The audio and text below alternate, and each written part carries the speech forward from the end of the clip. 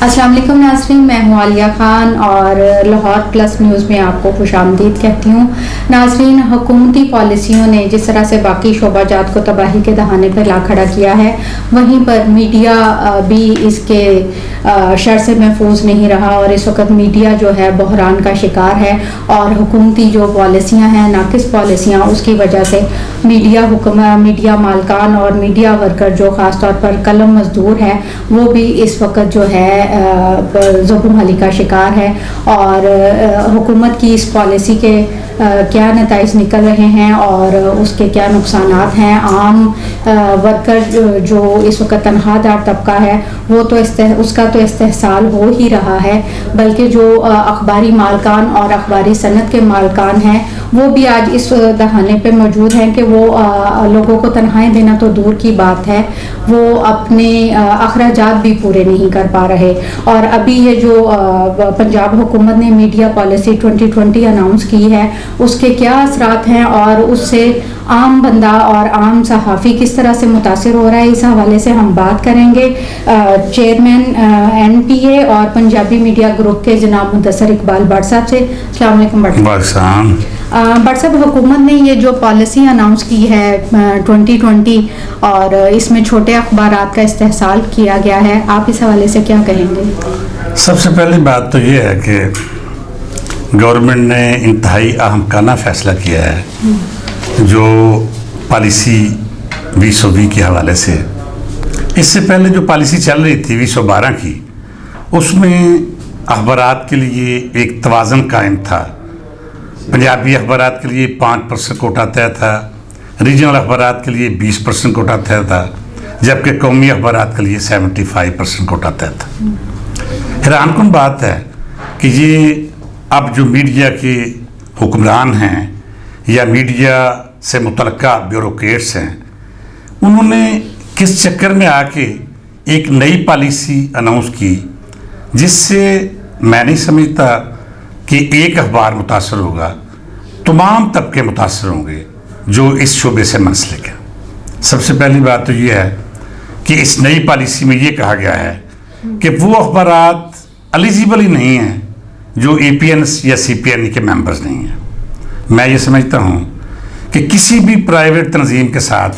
اشتہارات کو منسلک کرنا انتہائی احمقانہ اور ظالمانہ فیصلہ ہے، جو کہ ان عقل کے اندوں کو سمجھ نہیں آ رہی کہ وہ کس حیثیت میں APN اور CPN سے اشتہارات کو مشروط کر رہے ہیں۔ اس کا نہ کوئی اخلاقی جواز ہے، نہ کوئی قانونی جواز ہے، اور نہ ہی میں سمجھتا ہوں کسی مرحلے پہ اس کا کوئی بھی ثبوت پیش کیا جا سکتا ہے، اور ہم سمجھتے ہیں کہ یہ بالکل غلط ہے۔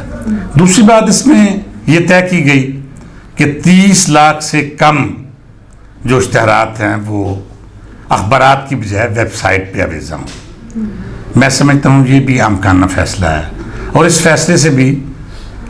کرپشن کو فروغ ملے گا، بددیانتی کو فروغ ملے گا۔ اس سے پہلے یہ ہوتا تھا کہ 1 لاکھ سے کم یا 5 لاکھ سے کم اماؤنٹ کے ٹینڈر جو تھے وہ اخبارات کو جاری نہیں ہوتے تھے، لیکن محکمانہ طور پہ کرپشن کو فروغ دینے کے لیے ٹھیکیدار صاحبان اور یہ جو ذمہ دار لوگ تھے، یہ ان ٹینڈرز کو بھی 25,000 ہزار یا 1 لاکھ کا کر کے کرپشن کرتے تھے۔ اب جب 30 لاکھ تک کی کرپشن کی کھلی اجازت دے دی گئی ہے تو میں سمجھتا ہوں اس سے بہت ہی بددیانتی ہوگی اور تمام ان طبقوں کو لوٹ مار ملنے کا موقع فراہم ہوگا جو پہلے اس طاق میں تھے۔ اس پالیسی کی دیگر جو معاملات ہیں ان میں بھی بہت ساری خامیاں اور کوتاہیاں ہیں،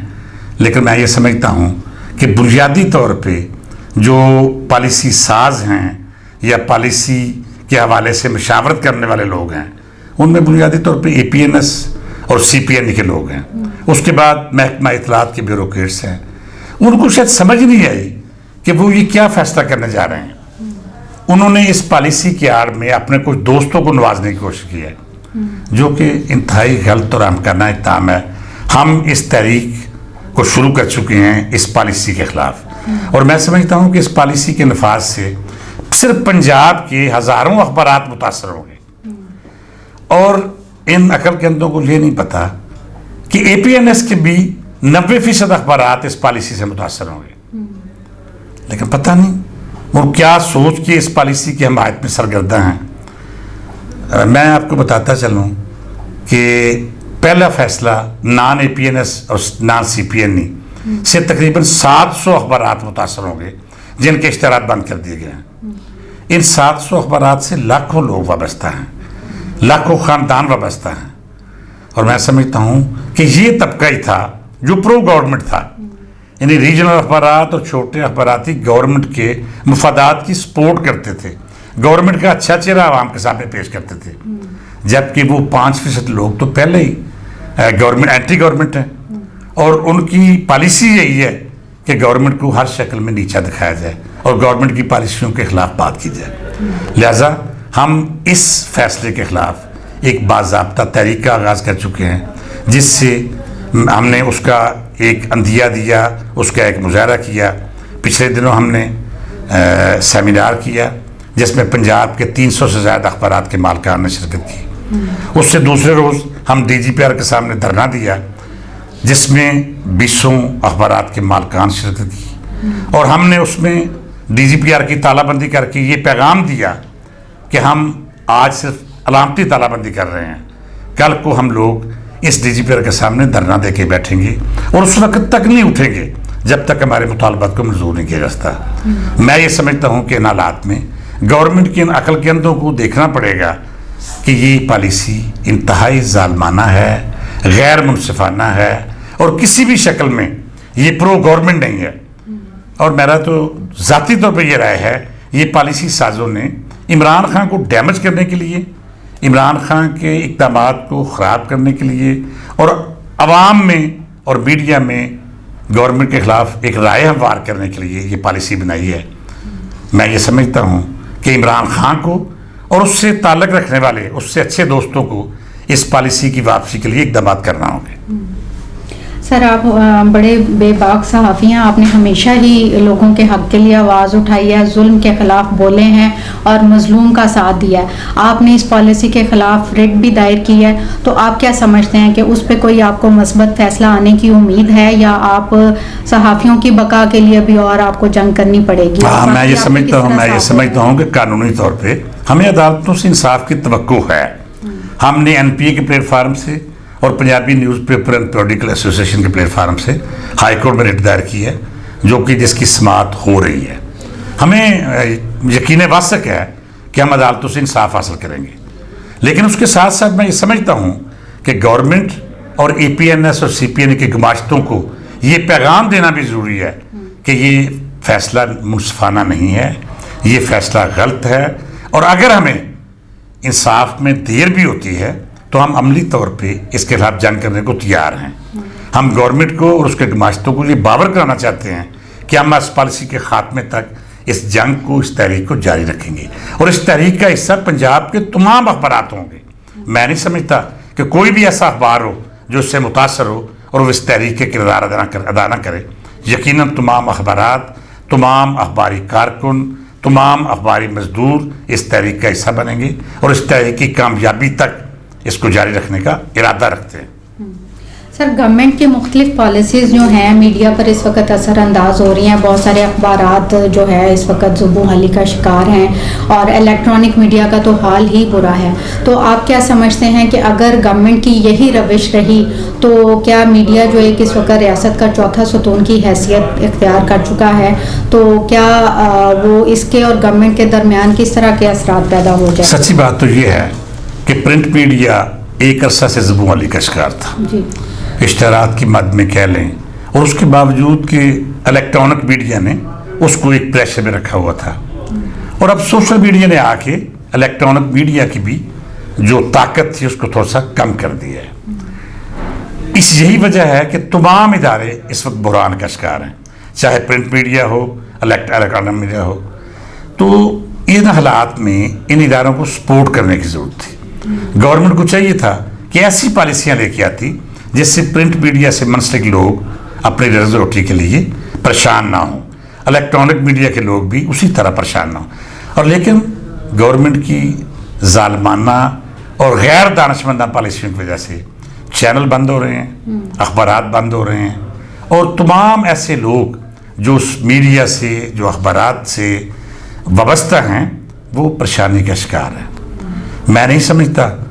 کہ کوئی بھی اس بات سے بے خبر ہو کہ پچھلے دنوں کے دوران 20 اخبارات بند ہو گئے،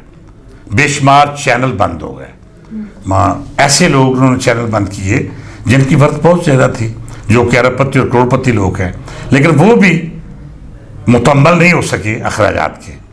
تو ان حالات میں گورنمنٹ کو سوچنا پڑے گا، اور بالخصوص میں سمجھتا ہوں کہ عمران خان صاحب کو اس طرف توجہ دینا ہوگی کہ یہ جو پالیسی ہیں وہ پرو میڈیا پالیسی بنائی جائیں، میڈیا کو زندہ رکھنے کی کوشش کی جائے، میڈیا کی آواز کو دبانے کی کوشش نہ کی جائے، کیونکہ اس سے میڈیا مرے گا تو سچ بولنا، سچ کہنا مشکل ہو جائے گا. اور یہ وہ قومیں تباہ ہو جاتی ہیں جہاں پہ میڈیا ختم ہو جاتا ہے، جہاں پہ انصاف ختم ہو جاتا ہے، جہاں بولنے اور کہنے کی صلاحیت ختم ہو جاتی ہے. لہٰذا اس بات کی ضرورت ہے کہ حکمرانوں کو اس طرف توجہ دینا ہوگی کہ وہ میڈیا پالیسی کے حوالے سے اپنی سوچوں کو بدلیں، اپنے خیالات کو بدلیں، اور ایسے معاملات زیر بحث لائے جائیں جن سے میڈیا کا بھلا ہو. اس کے ساتھ میں یہ بھی کہوں گا کہ میڈیا کے بزرگوں کو، میڈیا کے دوستوں کو، میڈیا کے ساتھیوں کو بھی یکجان ہو کے ان پالیسیوں کے خلاف نبرد ازما ہونے کی ضرورت ہے، اکٹھے ہونے کی ضرورت ہے، اور ایک ایسا محاذ بنانے کی ضرورت ہے جس سے گورنمنٹ کو یہ آواز پہنچے کہ یہ پالیسیاں ختم کرنا ہوگی. جی مدثر اقبال بٹ صاحب، آپ کے وقت کا بہت شکریہ. جی ناظرین، آپ نے مدثر اقبال بٹ صاحب کی گفتگو سنی. انہوں نے بتایا کہ اگر ہم لوگوں کو، میڈیا کو، صحافت کو، قلم مزدوروں کو اگر اپنی بقا کی جنگ لڑنی ہے تو ہمیں اکٹھے ہونا پڑے گا، گورنمنٹ کو اپنی روش تبدیل کرنی پڑے گی. اور اس حوالے سے جو انہوں نے ایک کمیشن مافیا کی اور صرف ایک تنظیم کو نوازنے کے لیے جو اس طرح کی پالیسی کا اجرا کیا ہے اسے واپس لینا ہوگا. اور صحافی جو اس وقت ذبح حالی کا شکار ہیں، ہزاروں لوگوں کے گھروں کے چولہے بند پڑے ہوئے ہیں اور ان کے بچے اس وقت بھوک کا شکار ہیں. موجودہ حکومت نے وعدہ تو کیا تھا کہ وہ روزگار فراہم کریں گے، یہاں پر جو برسرے روزگار تھے وہ بھی اپنے روزگار کو رو رہے ہیں. تو اگر آپ کو ہماری ویڈیو پسند آئی ہو تو اسے لائک کیجیے گا، سبسکرائب کیجیے گا اور آگے شیئر کیجیے گا. اس کے ساتھ ہی اجازت دیجیے. اللہ حافظ.